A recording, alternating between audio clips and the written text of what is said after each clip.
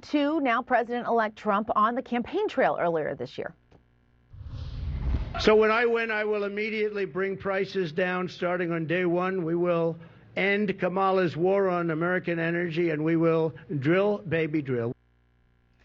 Trump there promising to lower prices for everything from energy to insurance to groceries if he got a second term in the White House, which of course now he has. Joining us now is CNN economics and political commentator Catherine Rampell.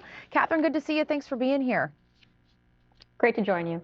Yeah, you've argued that Trump's promise to slap these tariffs on goods from Mexico, Canada, China may break that promise that he made to lower prices and instead lead to higher prices for Americans. That's something that that Trudeau alluded to there in that clip that Elena played as well.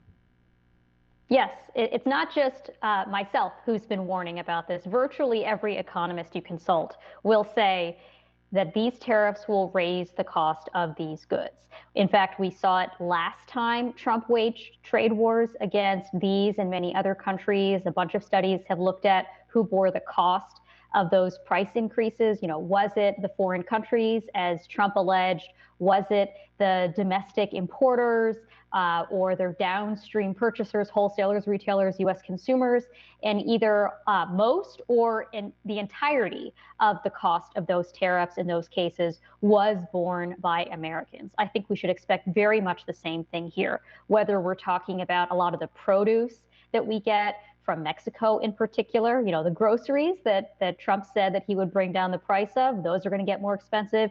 Gas prices, automobiles, lots of consumer goods, housing for that matter, since a lot of inputs to housing like lumber and cement, that comes from Canada.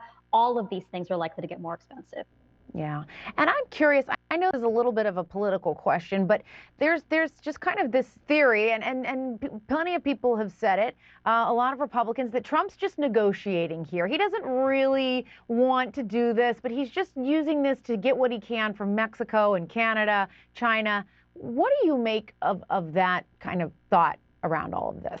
I mean, that may well be the case, but the question is what concessions is he trying to extract from them? Because remember, the current trade deal that we have with Mexico and with Canada was one that Trump himself negotiated just a few years ago, and he hailed it as the best trade deal that the United States had ever struck.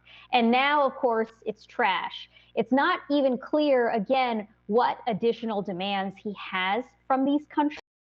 He's talked obviously about fentanyl. Canada has very little to do with fentanyl. He's talked about immigration.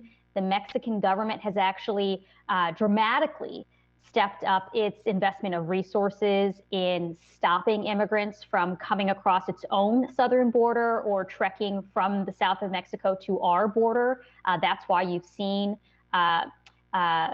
unlawful border crossings, illegal border crossings into the United States drop by like 75% in the past year.